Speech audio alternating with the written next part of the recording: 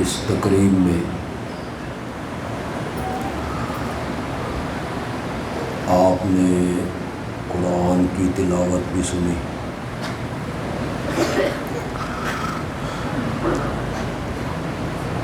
بڑی خوبصورت آواز میں نظمیں بھی سنی،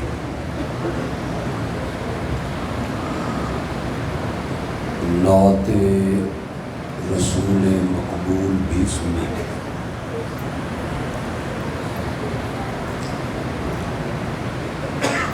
اچھی تقریریں بھی سن لی۔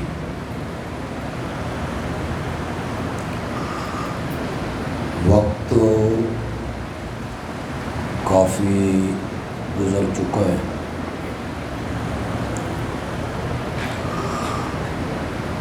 میں آج بچوں کے والدین سے مختصر سی گفتگو کرنا چاہوں۔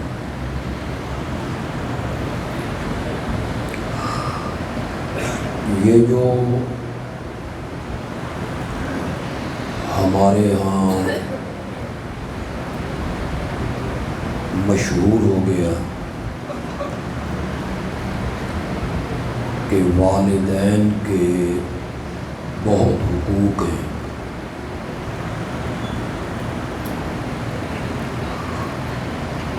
حدیث میں بھی ان کا ذکر آیا،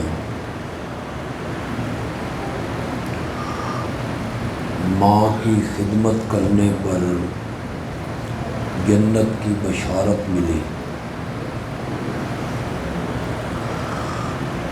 والد کو جنت کا اور جہنم کا دروازہ قرار دیا کہ والد راضی ہوگا تو جنت ملے گی، ناراض ہوگا تو جہنم میں جانا۔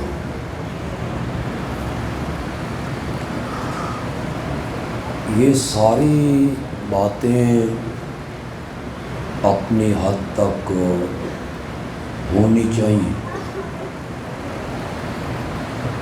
بچوں کو اپنے والدین کے حقوق کا خیال کرنا چاہیے، لیکن کچھ حقوق کو اولاد کے والدین پر بھی، باپ پر بھی، والدین کو سوچنا چاہیے کہ اولاد کے جو حقوق ہم پر لازم کیے گئے ہیں، کیا ہم نے ان حقوق کو پورا کر لیا؟ پھر آپ مطالبہ کریں کہ ہماری اولاد ہماری فرما بردار ہونی چاہیے، نافرمان نہیں ہونی چاہیے۔ آپ نے ان کے حقوق کا لحاظ کیا، خیال کیا؟ پہلا حق جو اولاد کا باپ پر ہے وہ یہ ہے کہ وہ شادی کے لیے ایسی لڑکی کا انتخاب کرے جو باحیا ہو، معزز گھرانے سے، عزت والے گھرانے سے اس کا تعلق ہو۔ ہمارے ہاں صرف حسن و جمال کو دیکھا جاتا ہے یا پیسے کو دیکھا جاتا ہے، جہیز کتنا ملے۔ بعض لوگ چکلے کی کنجریاں بیاہ کے لے آتے، اوباش لڑکیوں سے شادیاں کرتے، اس کی گود میں جو پلنے والی اولاد ہے، اس سے آپ یہ کیسے توقع کر سکتے ہیں کہ وہ دیندار ہو؟ پہلا حق اولاد کا یہ ہے کہ آپ شادی کے لیے ایسی عورت کا انتخاب کریں، دیندار ہو، با حیا ہو، با پرد ہو، شریف خاندان اور شریف گھرانے سے اس کا تعلق، اس کی گود میں آپ کی اولاد پلنی ہے، تربیت پانی ہے آپ کی اولاد۔ ہم کتنی تعریفیں کرتے ہیں حضرت سیدنا حسن رضی اللہ تعالیٰ عنہ، حضرت سیدنا حسین رضی اللہ تعالیٰ عنہ، ان کے کردار پر، ان کے اعمال پر، ان کی گفتگو پر، ان کے رہن سہن پر، ان کی شجاعت پر، سخاوت پر، شرافت پر ہم گفتگو کرتے ہیں، آپ سنتے ہیں، لیکن کبھی آپ نے محسوس کیا کہ ان دونوں بھائیوں کی پرورش جس گود میں ہوئی سی وہ گود کس کی تھی؟ وہ گود سیدہ فاطمہ کی رضی اللہ تعالی عنہ۔ ماں نے اپنے بچوں کی تربیت اس انداز میں کی کہ وہ امت کے لیے ایک آئیڈیل شخصیت ہے۔ دوسرا حق آپ پر اولاد کے لیے یہ ہے کہ آپ اس کی تربیت صحیح کریں۔ بچپن میں 2 سال کی عمر یا 3 سال کی عمر سے تربیت شروع ہو جائے، آپ اسے 2 سال 3 سال کی عمر میں موبائل پہ گانے لگا کے دے دیں، فوش تصویریں وہ دیکھے، اس نے بڑے ہو کے کیا بننا؟ تو آپ اس کی تربیت صحیح کریں، اس کے اخلاق آپ سنواریں، اس کی تربیت کریں، سمجھائیں اسے۔ کسی کو ملنا ہے السلام علیکم ورحمۃ اللہ کہنا، سلام کرتے ہوئے، ہاتھ دیتے ہوئے بے پرواہی نہیں کریں کہ سلام بھی دے رہے ہیں اور رخ دوسری طرف، پوری طرح توجہ اس آدمی کی طرف رکھیں۔ یہ چھوٹی چھوٹی باتیں ہیں جس کی آپ نے ان بچوں کی تربیت کریں۔ مثلاً کوٹ پہننا ہے تو بیٹا سب سے پہلے دایاں بازو اس میں داخل کرنا ہے کہ یہ ہمارے نبی کی سنت، التیامن۔ بچہ جوتی پہننے لگے اور پہلے بائیں پاؤں میں پہننے لگے تو اسے ٹوک دینا نہیں، پہلے دائیں پاؤں میں ڈالیے، یہ ہمارے نبی کی سنت۔ یہ چھوٹی چھوٹی باتیں بچوں میں، یہ جو بچے ہوتے ہیں نا، ان کا ذہن بالکل، اس میں چپ کرو بچے، اس کا ذہن بالکل صاف ہوتا ہے، سینہ صاف ہوتا ہے، جو چیز آپ نقش کریں وہ یہاں کھب جاتی۔ میں پرائمری پڑھتا تھا، 2 یا 3 کلاس میں ہوں، تو ہمارے استاد محترم نے املا کے لیے مجھے حکم دیا کہ املا کرواؤں۔ املا میں ایک لفظ آیا نماز، جسے میں نے پڑھا نماز۔ بس اتنی سی غلطی میں نے کی، میں نون پر زبر پڑھنی تھی جو صحیح لفظ تھا، اور میں نے نماز کی جگہ نماز پڑھ دی۔ استاد نے میرے چہرے پہ تھپڑ مارا اور کہا مولوی کے بیٹے ہو کر غلط پڑھتے ہو۔ آج تک وہ مجھے یاد ہے۔ بچپن میں جو ٹوک دیں گے، روک دیں گے، تھوڑی سی تنبیہ کر دیں گے،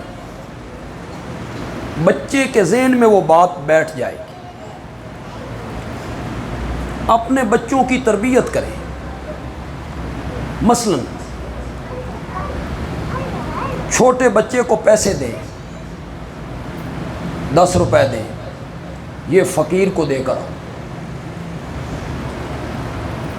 یہ تم صدقہ کرو گے، اس کے ہاتھ سے خیرات کروائیں،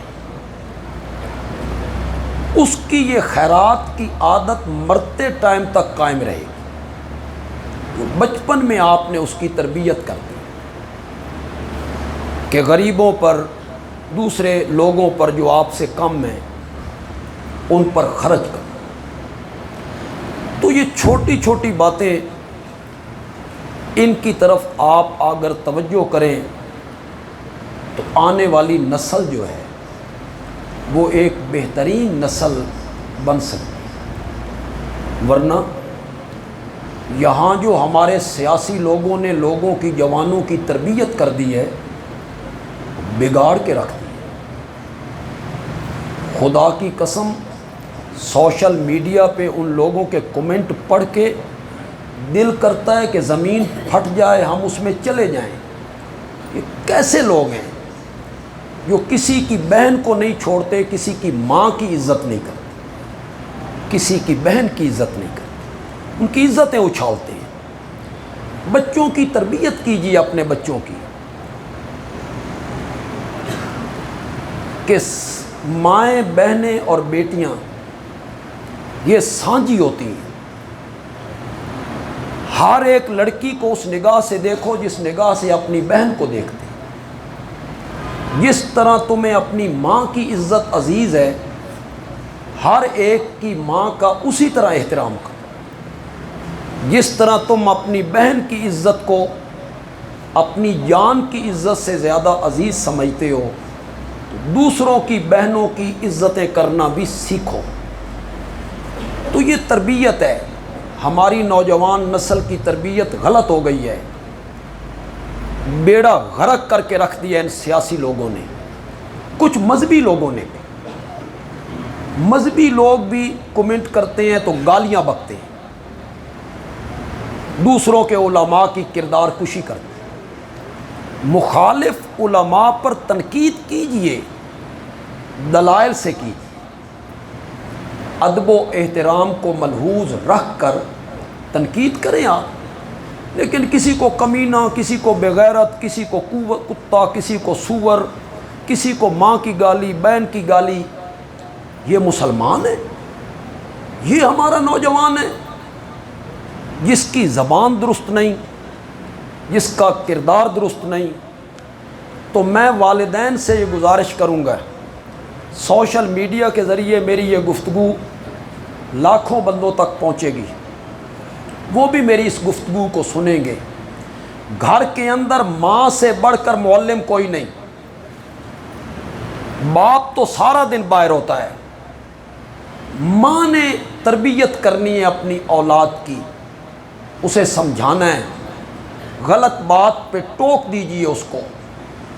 پانی غلط طریقے سے پی رہا ہے تو ٹوکیے، اس طرح نہیں پینا، یہ سنت کے خلاف ہے، پانی سنت کے مطابق پینا ہے۔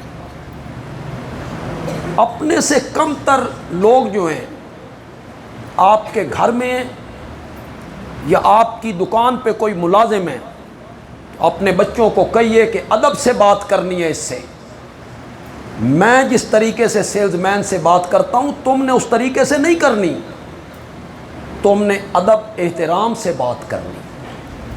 تو والدین کے لیے ضروری ہے، اولاد کے ان پر حقوق ہیں، اور والدین کو چاہیے کہ وہ ان حقوق کا خیال کریں۔ میں یہ نہیں کہتا کہ آپ اپنی اولاد کو دنیاوی تعلیم نہ دلوائیں، قطعاً نہیں کہتا۔ یہ بچے، ہو سکتا ہے ان میں سے کچھ بچے سکولوں میں چلے جائیں، پھر کالجوں میں چلے جائیں، ہو سکتا ہے، لیکن ہماری خواہش یہ ہے کہ یہ بچے جس طرح قرآن کے حافظ بنے ہیں، یہ قرآن کے قاری بھی بنے، قرآن کے عالم بھی بنے، علم پڑھیں، تو یہ بچے ہو سکتا ہے اس طرف چلے جائیں۔ میں زیادہ دیر اور وقت آپ کا نہیں لینا چاہتا،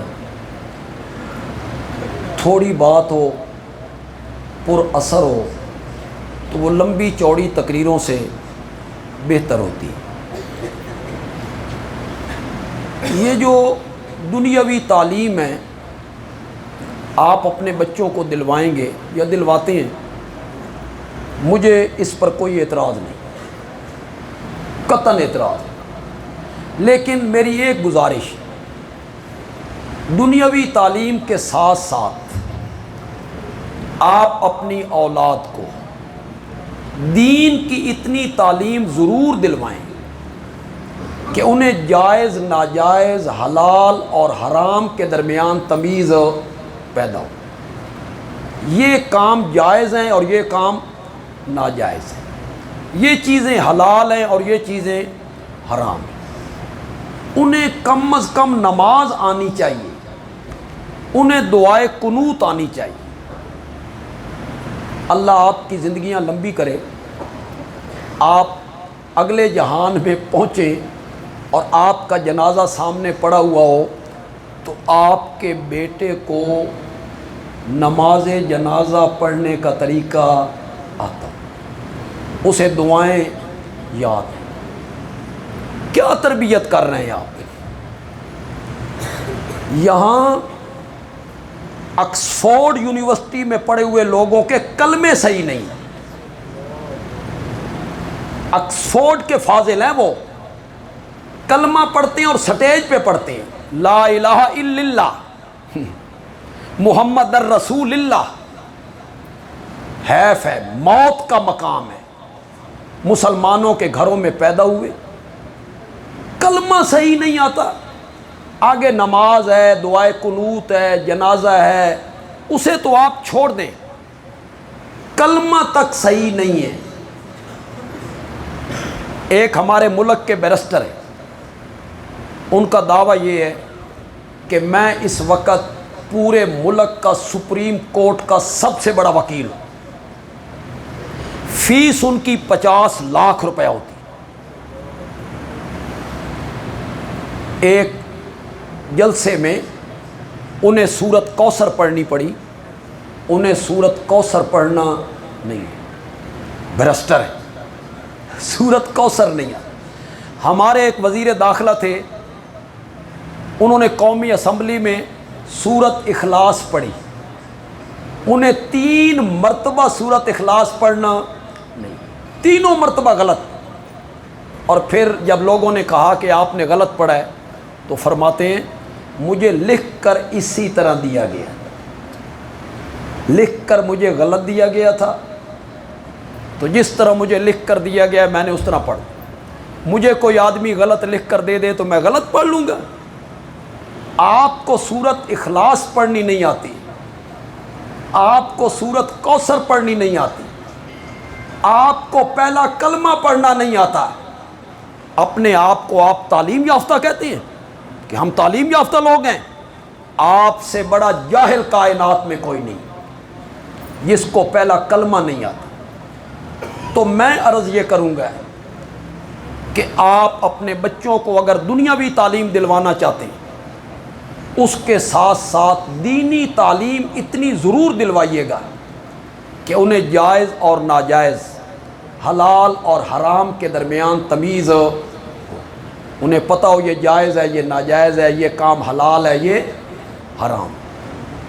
مبارکبادیں تو اساتذہ کو بھی مل گئیں، مولانا عبد الرحیم صاحب کو بھی مل گئیں، تو ان بچوں کے جو والدین ہیں یہاں آئے ہیں، ان کے چچا، ماموں، بھائی بہنوئی، جس نسبت اور جس رشتے سے بھی آئے ہیں ان بچوں کے احباب، وہ سب مبارکباد کے مستحق ہیں۔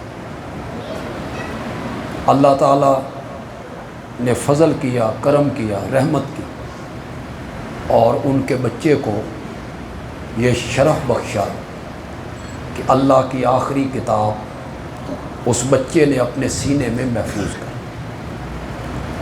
واقعی ہم سوچ بھی نہیں سکتے، آپ بھی نہیں سوچ سکتے کہ یہ جس طرح اس بچے نے، یونس خان نے، صرف 14 مہینوں میں پورا قرآن حفظ.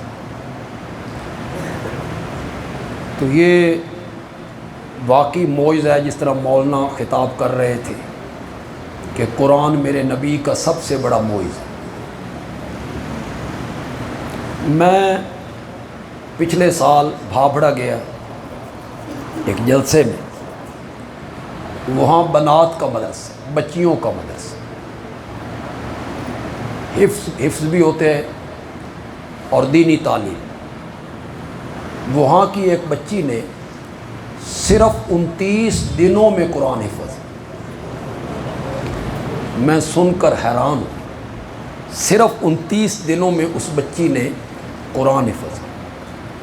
ہمارے یہاں ایک عالم پڑھتے رہے نور پور تھل سے، انہوں نے مجھے بتایا کہ میں نے سارا علم پڑھ کے، دورہ حدیث کر کے، میرے دل میں آیا کہ قرآن حفظ کرنا چاہیے. رمضان المبارک کا مہینہ تھا، ایک دن میں ایک پارہ سوا سپارہ حفظ کرتا، رات کو تراویح میں سنا دیتا. 29 دنوں میں وہ کہتے ہیں کہ میں نے پورا قرآن حفظ کی، تراویح میں سنائے، اور 29 دنوں میں ایک غلطی بھی نہیں. یہ معجزہ ہے. یہاں اگر کچھ بچے ایسے آئے ہوں یا ان کے والدین آئے ہوں، بچہ ذہین ہے، سکول میں ٹاپ کرتا ہے، میٹرک میں، ایف اے میں اس نے ٹاپ کیا، ذہین بچہ ہے، میں ان بچوں سے کہوں گا، یہ فیس بک کے ذریعے بھی میں ان کو پیغام دے رہا ہوں، ان بچوں کو پیغام دے رہا ہوں، ملک بھر کے بچوں کو پیغام دے رہا ہوں. جو بچے ذہین ہیں، سکول میں، کالج میں، یونیورسٹیوں میں انہوں نے ٹاپ کیا ہے، اچھے نمبر لیے ہیں، وہ چند مہینے نکال کے آ جائیں، یقیناً وہ 3-4 مہینوں میں پورا قرآن حفظ کر کے چلے جائیں. وہ اپنی ذہانت سے فائدہ حاصل کریں. وہ ذہین ہے نا، اچھا حافظ ہے، وہ چند مہینوں میں حفظ کر لیں. اور کوئی ڈگری، وہ یہ بچے یہ بات بھی سنیں، دنیا کی کوئی ڈگری حفظ قرآن کی ڈگری سے بڑی ڈگری نہیں ہے. یہ سب سے بڑی ڈگری، یہ آخرت میں کام آنے والی ڈگری. اس کا اجر اور ثواب آخرت میں ضرور ملے. تو وہ ذہین بچے اپنا ذہن بنائیں کہ ہم نے اس طرف آنا ہے اور ہم نے قرآن حفظ کرنا ہے. میں پورے مدرسے کو، اپنے جتنے ہمارے شعبہ جات ہیں، محمدی کالونی میں ہیں، نیو سرلا ٹاؤن میں ہیں، 31 بلاک میں، ان شعبہ جات میں جو اساتذہ پڑھا رہے ہیں، اس کی نگرانی کرنے والے وہاں کے خطیب ہیں، سب حضرات کی محنتوں کو میں سلام پیش کرتا ہوں. اللہ تعالیٰ انہیں اس کا اجر عطا فرمائے. وما علینا الا البلاغ المبین.